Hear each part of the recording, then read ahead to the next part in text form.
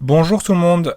Dans cet enregistrement, nous allons parler liberté fondamentale, droits de l'homme, droits fondamentaux, puisque nous allons parler d'un arrêt de la CEDH, donc de la Cour européenne des droits de l'homme, qui traite d'un arrêt qui traite d'un thème on ne peut plus important, puisque cet arrêt-là traite du droit à l'aide médicale à mourir. Donc c'est un droit qui est au cœur en fait de l'homme. Ce sont des questions éthiques très importantes qu'a jugé la Cour européenne. Et ce qui est intéressant devant la Cour européenne des droits de l'homme, c'est que très souvent nous trouvons ce qu'on appelle des conflits de droits. C'est-à-dire que deux droits fondamentaux s'affrontent, entrent en conflit. Et vu que nous n'avons pas de hiérarchie des normes en matière de droits fondamentaux, bien que la jurisprudence ait déclaré qu'il y a des droits plus fondamentaux que d'autres, et que donc certains devraient prévaloir en cas de conflit avec l'autre, eh bien, nous n'avons pas de méthode de résolution de conflit. Donc c'est une méthode très souvent casuistique, au cas par cas, qui est à l'ordre du jour, donc lorsqu'il y a un conflit de droits fondamentaux. Alors en espèce ici, les conflits, le conflit de droit porte sur le droit à la vie privée, donc de l'article 8, et ensuite l'article 2 de la Convention qui énonce que la mort ne peut être infligée à quiconque intentionnellement. Donc il y a le droit à la vie d'une part, et l'article 8 qui protège la vie privée. Donc, alors nous allons parler de ce cas. Alors c'était un avocat hongrois qui était atteint d'une maladie assez grave, dégénératrice, où il se sentait emprisonné par son corps et il savait que, en fin de compte, il n'allait pas se faire de vieux os, on dira, et qu'il allait à terme beaucoup souffrir. Donc voulant éviter de traverser tous ces problèmes de santé de manière préemptive, il s'est renseigné pour demander l'aide médicale pour mourir. Alors le fait est que en Hongrie, la loi hongroise proscrit ce genre de méthode, et donc il a voulu recourir à des méthodes extraterritoriales. Donc il a voulu concrètement aller dans d'autres pays pour pratiquer cela. Or, la loi hongroise interdit aussi cela. Donc on le voit, une loi assez stricte en fin de compte, puisque l'interdiction est territoriale et aussi extraterritoriale. Alors cet avocat hongrois, connaissant bien ses droits apparemment, est allé saisir la Cour européenne des droits de l'homme. Alors petit rappel procédural, on le sait, pour saisir la CEDH, il faut avoir épuisé toutes les voies de recours internes. Donc il faut passer devant le premier degré de juridiction, le second, la cassation, et en fin de compte, on peut saisir la CEDH. Alors je ne sais pas s'il y a une cour de cassation en Hongrie, mais il faut partir du postulat que voilà, les voies de recours internes doivent être épuisées. Ça part d'une philosophie assez en fin de compte assez légitime, puisque la CEDH se place dans une position subsidiaire où elle vient par ce biais-là faire en fin de compte valoir le droit interne et lui donner une force je dirais supérieure au droit international, puisque elle tient à ce que les juridictions internes aient leur mot à dire avant que la CEDH soit saisie. Donc là, c'est assez respectable de ce point de vue-là. Pour revenir à notre cas, donc cet avocat épuise les voies de recours internes, il saisit la CEDH est saisie. Et nous le disions tout à l'heure, deux droits sont en conflit. Donc l'article 8 de la CEDH, donc qui prévoit donc le droit à la protection de la vie privée, et ensuite donc l'article 2 donc qui prévoit donc le droit à la vie. Alors, la CEDH, donc la Cour, est confrontée à un problème assez épineux. Et elle va statuer sur plusieurs points. Alors tout d'abord, devant la CEDH, pour juger d'une violation à un droit, donc là, en l'espèce, le requérant invoque une violation de l'article 8.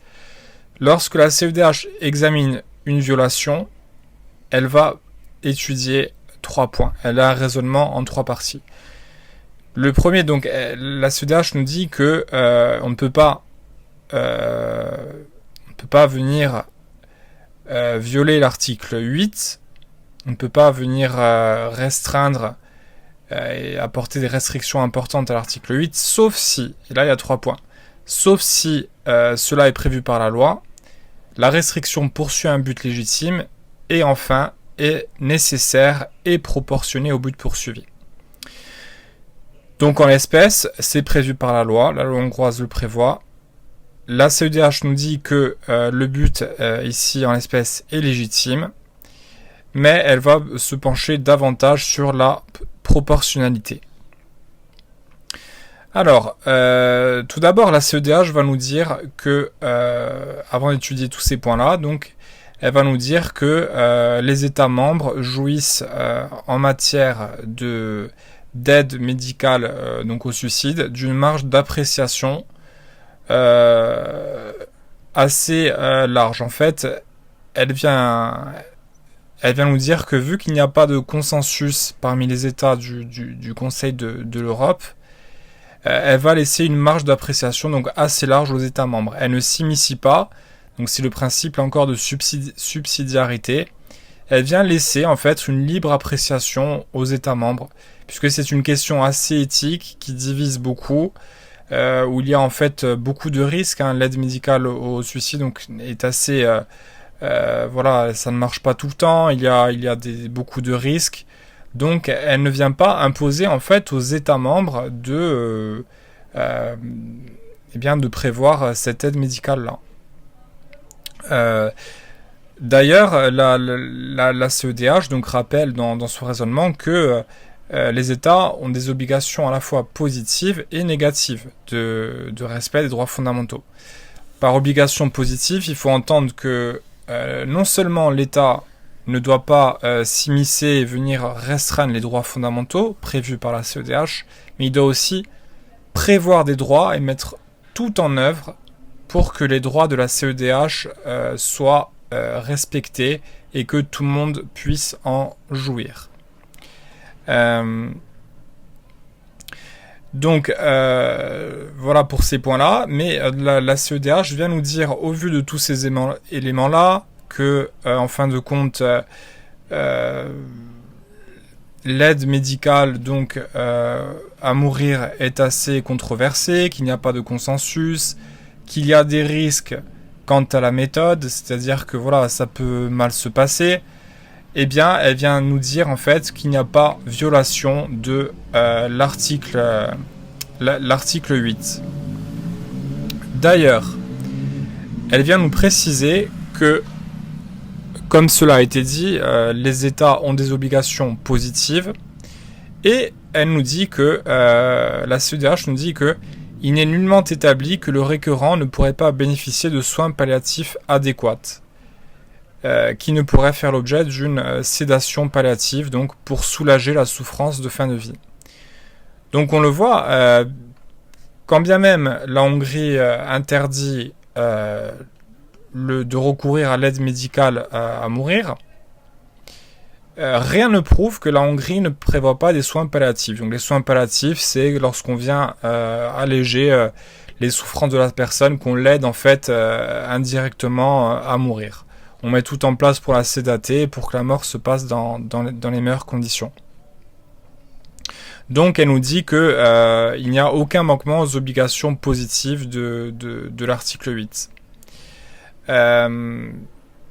Aussi, la CEDH vient préciser que il y a une différence entre les patients dont la survie dépend d'un traitement médical, qui en fait font le choix de l'arrêter, donc de se laisser mourir, et ceux qui ne bénéficient pas de traitements médicaux et qui, comme c'est le cas là du requérant, qui anticipe qu'il va être dans une telle souffrance, qui va demander là à ce qu'on, littéralement, qu'on le tue, quoi, qu'on le fasse, qu'on injecte des produits pour le tuer. Donc il y a une différence, la Cour vient faire une différence entre un arrêt du traitement qui engendre la mort et la mise en place d'un traitement qui engendre la mort. Or là, ce n'est pas le cas du requérant. Et lui, en fait, disait qu'il y avait une discrimination à ce niveau-là. Mais là, encore, la Cour vient battre en touche ce raisonnement-là. Elle lui dit qu'en fait, ce n'est pas... Quand bien même la Hongrie autorise à arrêter le traitement et qu'on meurt, elle peut quand même venir interdire donc que l'on prescrive un traitement pour engendrer la mort. Là, elle dit qu'il n'y a pas de discrimination. Car le fait d'arrêter un traitement qui assure la survie d'un individu résulte de son droit de refuser un traitement médical. Mais il ne s'agit pas d'un droit à une mort médicale assistée. Donc là, elle vient conclure à la non-violation de l'article 14. Voilà, qui donc... Pour lui, pour le requérant, il y avait une discrimination, donc c'est l'article 14 de la CEDH qui prévoit cela. Donc vous le voyez, en fin de compte, un arrêt très, très intéressant de la CEDH, puisque on le voit, un problème éthique.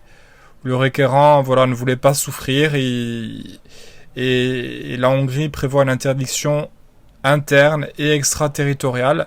Et en fin de compte, il n'y a pas de consensus. C'est assez controversé. Là, en France, en ce moment, ils en discutent à l'Assemblée nationale. Le droit à la mort, le droit à la vie, le droit à la dignité, donc on ne veut pas souffrir. Tous ces droits-là sont en conflit. Et il n'y a pas de hiérarchie de droits. Et vous le voyez, il y a toujours des conflits assez importants à ce niveau-là. Donc voilà, ça c'est typiquement pour le CRFPA ou pour votre culture générale.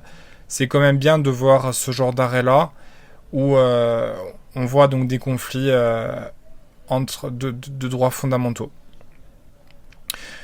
Voilà pour cet enregistrement. J'espère que ça vous a plu et je reviendrai donc faire d'autres podcasts donc à ce sujet-là. Je vous remercie et vous dis à bientôt.